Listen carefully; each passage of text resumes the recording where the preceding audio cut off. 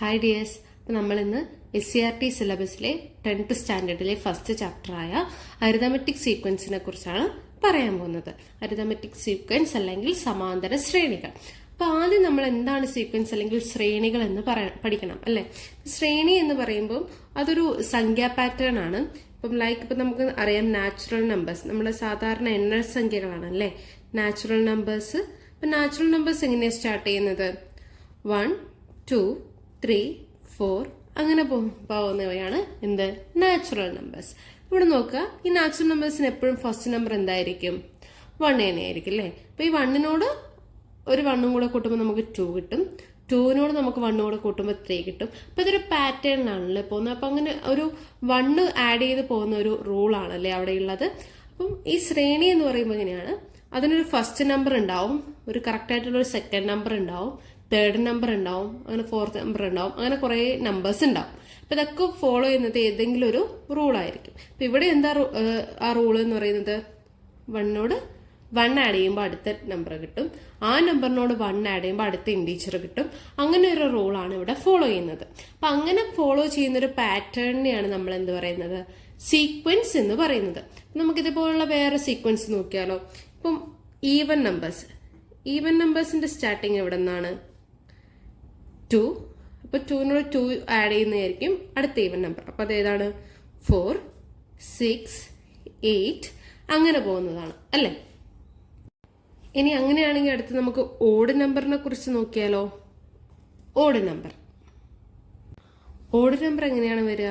First number എപ്പോഴും എത്രയായിരിക്കും? 1 ആയിരിക്കും. 1 2 ആഡ് ചെയ്ത് വന്നത് 1, 3, 5, 7 എക്സെട്ര. ഇതാണ് ഓഡ് നമ്പേഴ്സ്. ഇനി നമുക്ക് അങ്ങനെ കുറെ ശ്രേണികൾ നമുക്ക് കണ്ടുപിടിക്കാം.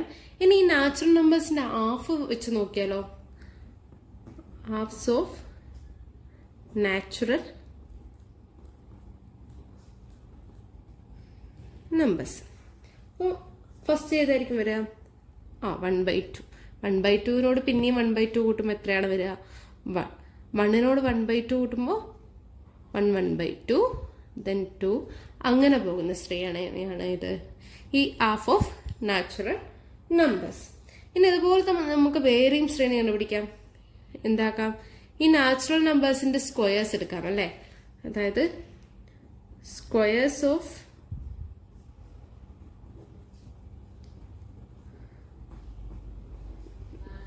Natural numbers. അപ്പൊ 1ന്റെ സ്ക്വയർ ഏതാണ്? 1 ആണ്. 2ന്റെ സ്ക്വയർ ഏതാണ്? 4 ആണ്. 3ന്റെ സ്ക്വയർ 9, 4ന്റെ സ്ക്വയർ 60. ഇത് മാത്രമല്ല, നമുക്ക് ഇഷ്ടമുള്ള രീതിക്ക് അനുസരിച്ച് നമുക്ക് നമ്മുടെ ഓരോ സീക്വൻസ് കണ്ടുപിടിക്കാൻ പറ്റും. ഞാൻ പറഞ്ഞിട്ടൊരു മൾട്ടിപ്ലിക്കേഷൻ ടേബിൾ, 2ന്റെ മൾട്ടിപ്ലിക്കേഷൻ ടേബിൾ ആണെങ്കിൽ എങ്ങനെയായിരിക്കും വരിക? 2, 4, 6, 8. നമുക്ക് ഇങ്ങനെ ഒരു ശ്രേണി കിട്ടും അല്ലേ. പക്ഷെ ഈ ശ്രേണി തന്നെ നമുക്ക് ഈവൻ നമ്പേഴ്സിന്റെ ആണെന്ന് പറയാലോ. അപ്പൊ ഈ ശ്രേണിക്ക് നമുക്ക് 2 തരത്തിൽ ഡിഫൈൻ ചെയ്യാം. ഒന്നല്ലെങ്കിൽ എന്ത് പറയാം?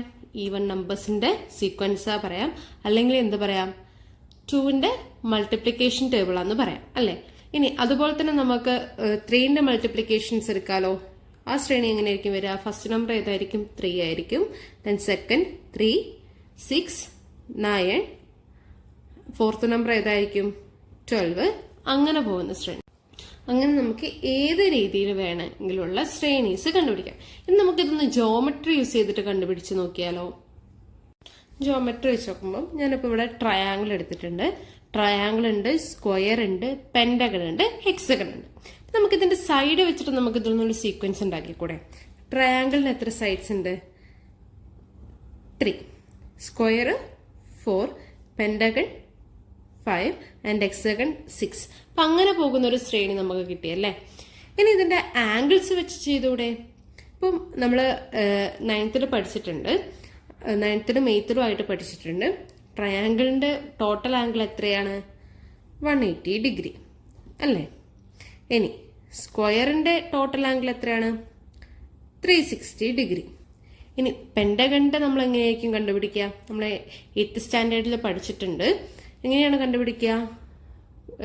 ടോട്ടൽ ഔട്ടർ ആംഗിളും അല്ലെങ്കിൽ ഇന്നർ ആംഗിളും കണ്ടുപിടിക്കാനുള്ള ഇക്വേഷനൊക്കെ നമ്മൾ പഠിച്ചിട്ടുണ്ട് അല്ലേ. ഇന്നർ ആംഗിൾ കണ്ടുപിടിക്കാനുള്ള ഇക്വേഷൻ എന്താണ്? n - 2 × 180. ഇവിടെ n എന്ന് പറയുന്നത് എന്താണ്? Number of sides. അപ്പൊ ഈ പെന്റഗണിന്റെ നമ്പർ ഓഫ് സൈഡ്സ് എത്രയാണ്? 5 ആണ് അല്ലേ? അപ്പൊ 5 മൈനസ് 2 ഇൻറ്റു 180 ദെൻ 3 ഇൻറ്റു 180 എത്ര വരും? 540. അപ്പൊ അതായത് പെന്റഗണിന്റെ ഇന്നർ ആംഗിൾ എത്രയാണ്? 540 ഡിഗ്രി. അതുപോലെ നമുക്ക് ഹെക്സഗണിന്റെയും കണ്ടുപിടിക്കാൻ പറ്റുമല്ലോ. ഹെക്സഗണിലെ n എന്ന് പറയുന്നത് എത്രയാണ്? 6 ആണ്. അപ്പൊ 6 മൈനസ് 2 ഇൻറ്റു 180 ദെൻ 6 മൈനസ് 2 എന്ന് പറയുന്നത് എത്രയാണ്? 4 ആണ്. 4 ഇൻറ്റു 180 എന്ന് പറയുന്നത് എത്രയാണ്? 720 ഡിഗ്രി. നമുക്ക് ഇവിടെ ഈ ഒരു ഷേപ്പിൽ നിന്ന് നമുക്ക് എത്ര സീക്വൻസ് കിട്ടി? 2 സീക്വൻസ് കിട്ടി അല്ലെ? ഫസ്റ്റ് നമ്മൾ എന്താക്കി? എത്ര സൈഡ്സ് ഉണ്ട് നോക്കി. അപ്പൊ ആ ഒരു സീക്വൻസ് അല്ലെങ്കിൽ ശ്രേണി എങ്ങനെ വന്നു? 3, 4, 5, 6. അതുപോലെ തന്നെ നമ്മൾ ഈ പോളിഗൺസിന്റെ ഇന്നർ ആംഗിൾ നോക്കി. ഇന്നർ ആംഗിൾ നോക്കിയപ്പോൾ എങ്ങനെ വന്നു? ട്രയാംഗിളിലെ 180, 360, 540 ഡിഗ്രി ആൻഡ് 720 ഡിഗ്രി. അപ്പൊ നമുക്ക് ഇതിൽ നിന്ന് തന്നെ വേറൊരു ശ്രേണി കണ്ടുപിടിക്കാം. ഇതുപോലെ നമുക്ക് എന്ത് കണ്ടുപിടിക്കാം? ഇതിന്റെ ഔട്ടർ ആംഗിളിലെ ശ്രേണിയും കണ്ടുപിടിക്കാം. അപ്പൊ ഈ ട്രയാംഗിളിലെ ഔട്ടർ ആംഗിൾ എപ്പോഴും എത്രയായിരിക്കും? 360. സ്ക്വയറിന്റെയോ? 360 ഡിഗ്രി. അങ്ങനെ ഏത് പോളിഗൺ എടുത്താലും അതിന്റെ ഔട്ടർ ആംഗിൾ നമുക്ക് എത്രയായിരിക്കും? 360 ഡിഗ്രി. അപ്പൊ ഈ ഒരു ശ്രേണി നമുക്ക് എപ്പോഴും എങ്ങനെ കിട്ടുള്ളൂ? 360 ഡിഗ്രിയെ കിട്ടുള്ളൂ. ഈ ഒരു ഫിഗർ എവിടെയെങ്കിലും കണ്ടതായിട്ട് ഓർക്കുന്നുണ്ടോ? അതെ, നമ്മൾ 9ാം ക്ലാസ്സിൽ ഈ ഒരു ഫിഗറിന്റെ ഹൈപ്പോട്ടന്യൂസ് കണ്ടുപിടിക്കാൻ പഠിച്ചിട്ടുണ്ടല്ലേ.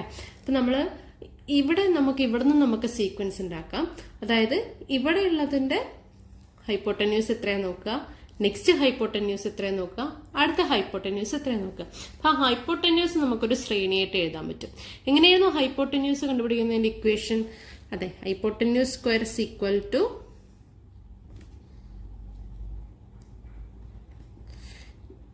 Base square plus height square അല്ലേ? അതായത് ഹൈപ്പോട്ടന്യൂസ് എന്ന് പറയുന്നത് എന്താണ്? നമ്മൾ സ്ക്വയർ റൂട്ട് അപ്പുറത്തേക്ക് കൊണ്ടുപോയാൽ എന്ത് വരും? അത് സ്ക്വയർ അപ്പുറത്തേക്ക് കൊണ്ടുപോയാൽ എന്ത് വരും? അത് റൂട്ടാവും. Then base square plus height square ആവും അല്ലേ? പിന്നെ ഇവിടെ നോക്കുക, ഇവിടെ ബേസ് എത്രയാണ്? 1 സെന്റിമീറ്റർ ആണ്. അതുപോലെ ഹൈറ്റ് എത്രയാണ്? അതും എത്രയാണ്? 1 സെന്റിമീറ്റർ ആണ്. നമ്മളത് എങ്ങനെ കണ്ടുപിടിക്കും?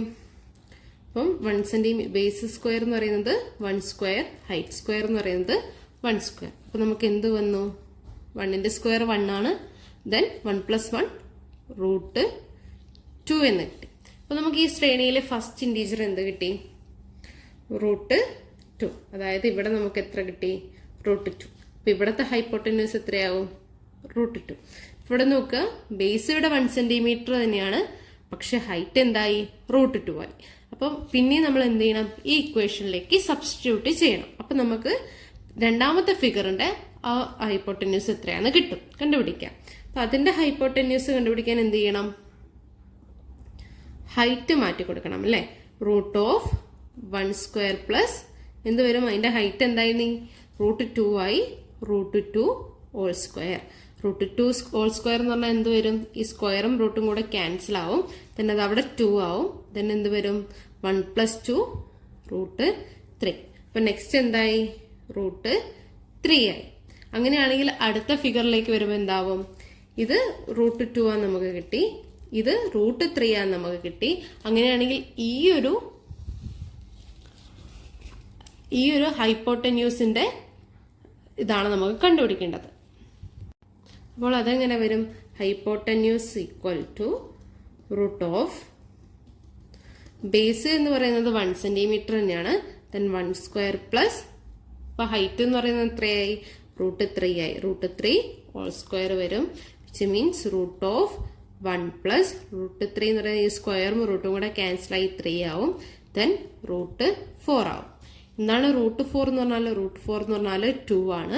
അപ്പൊ നെക്സ്റ്റ് ഇൻറ്റീജർ ഏതായി? 2 ആയി. അപ്പൊ ആ ശ്രേണി എങ്ങനെ പോയി? √2, √3, 2 അങ്ങനെ പോകുന്നൊരു ശ്രേണിയായിരിക്കും നമുക്ക് ലഭിക്കുക.